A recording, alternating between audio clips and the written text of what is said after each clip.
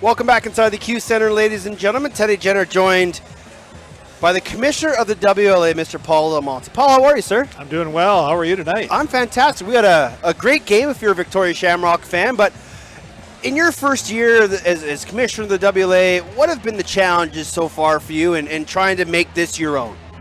Well, you know, there are a number of challenges. You know, in speaking with the governors early in the year, their focus was on trying to make the game and the product better on the floor. And so it started with really scrutiny of, officiating and making sure that we were mentoring, educating, nurturing good officials along, holding them accountable, and really giving them, though, the authority to call things that were part of the game that the governors believed and I believe should be out. Things like, back checking or a real aggressive slashing off the ball or any high sticks or head shots.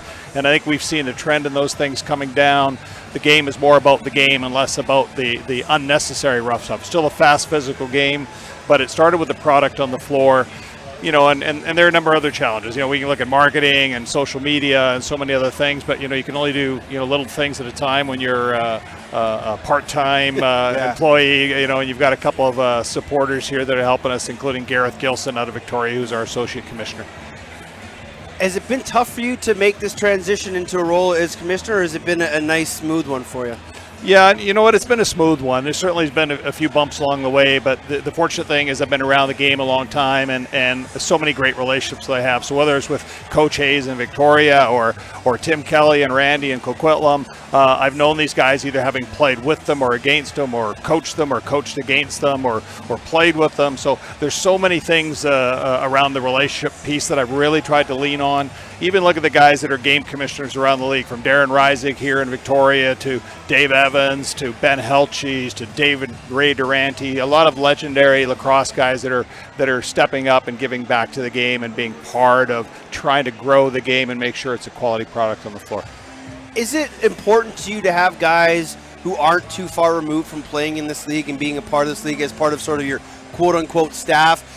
Because they are people that know what this game is about and the speed of the game and sort of the tradition of this day and age of lacrosse? Yeah, and I think they come with integrity, knowledge, experience, objectivity, and they're people that I count on and rely on. So as recently as Chris Seller, who's only a couple years out from playing, to as long ago as Dave Durante and Dave Evans that have been out of the game for 10 plus years. So a good mix of people. Bruce Murray's another one of those more recent guys that I think people have respect for no matter where you played or if you played against them or not. And they bring, in my opinion, integrity and objectivity to the evaluation of what's going on the floor.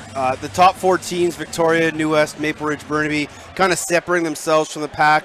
How important is it to have a competitive WLA in your mind? Yeah, absolutely essential. And I think you'll see, with Burnaby up on Maple Ridge tonight in the second period, you're seeing real tough nights. If you take a night off, as Victoria is a witness to that themselves, having lost more recently to Langley, a young and up-and-coming team, you could lose. So you really have to be sharp. I think it's great for the fans. If any of those teams are playing each other, it's a big night, and you can never take it lightly. Even though Coquitlam's down tonight, they're a young and up-and-coming team, and they're trying to grow and develop from these things. With the Mann Cup being out west, is obviously everyone working together to make the best product possible. But what are the challenges to be able to put on a quality Mann Cup product and broadcast?